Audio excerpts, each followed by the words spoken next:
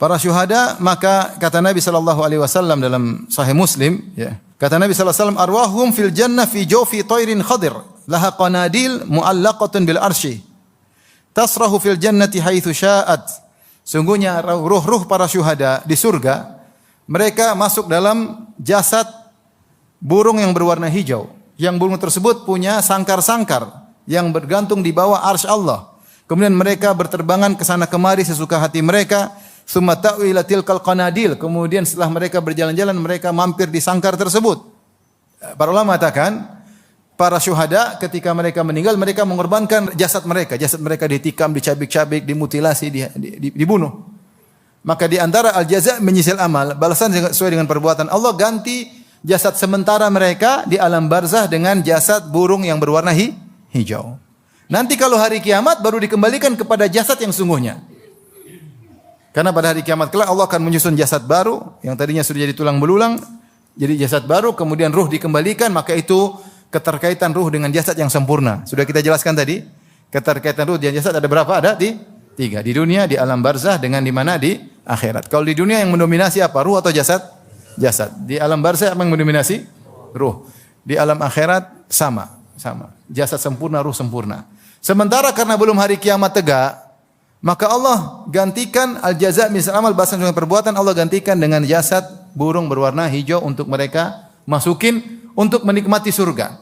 Dan tetap ruh mereka punya keterkaitan dengan apa aja? Jasad mereka yang asli.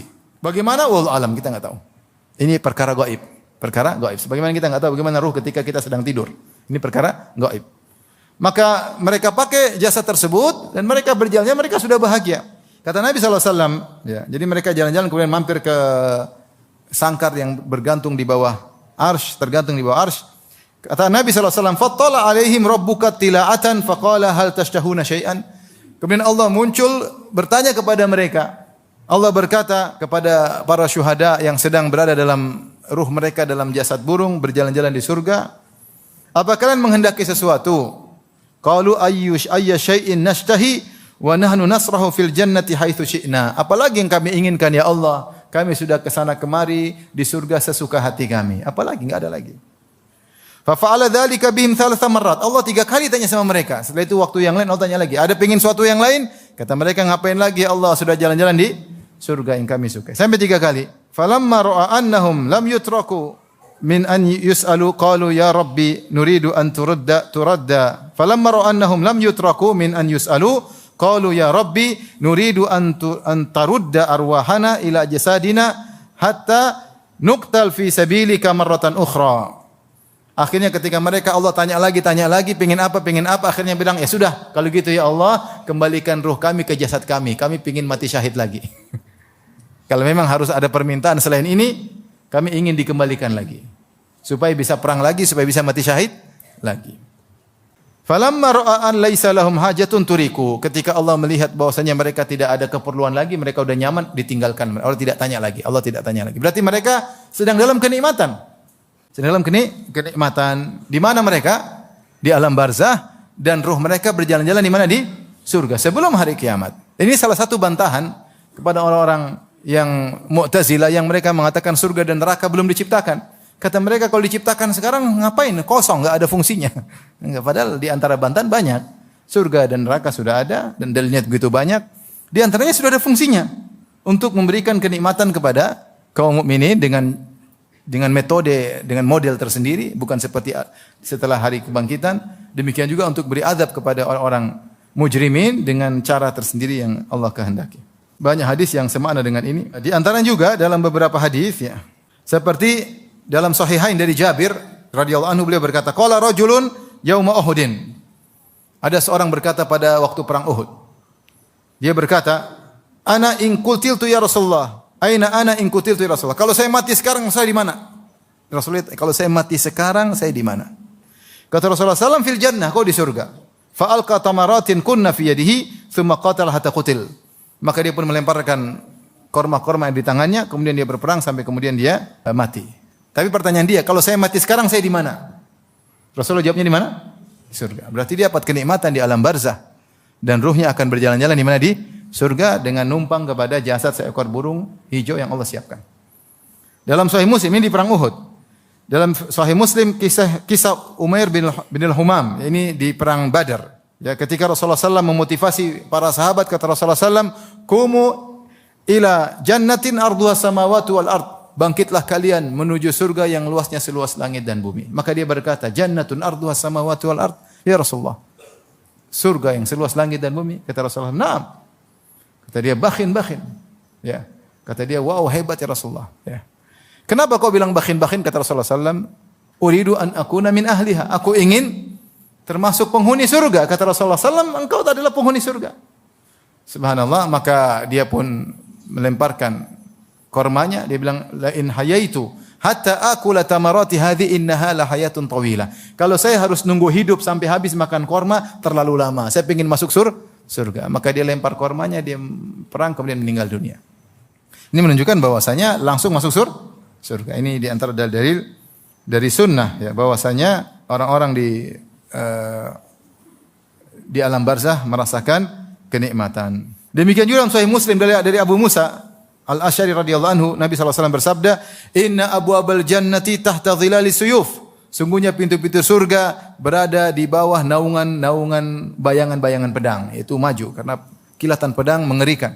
Nabi bilang, kalau ingin masuk surga, masuk di bawah naungan tersebut, kau akan langsung masuk ke pintu surga. Itu menunjukkan bahwasanya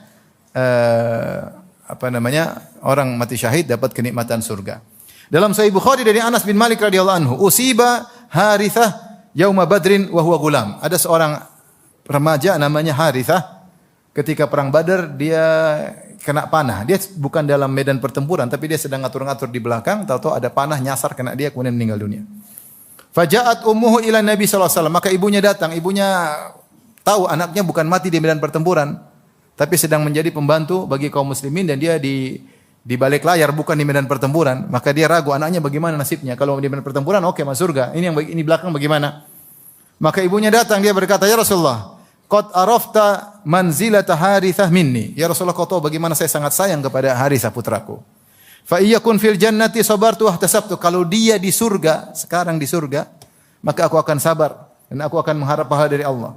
"Wa in takunil ukhra," tapi kalau ternyata dia tidak di surga, "tara ma asna," aku akan lihat apa yang aku lakukan. Itu saya akan mungkin enggak tahu apa yang akan saya lakukan. Qala, maka Rasulullah berkata, "Waihaki awahubilti." Gimana kau, apakah tidak ngerti, apa kau lupa? "Au jannatun wahidatun hiya," apakah surga cuma satu? "Innaha jannatun katsirah wa innahu fi jannatil firdaus." Sungguhnya surga-surga itu banyak dan anakmu sekarang sedang berada di surga Firdaus. Berarti yang meninggal dapat kenikmatan enggak? Kenikmatan. Tapi tadi ruh yang berterbangan, belum kenikmatan yang sempurna.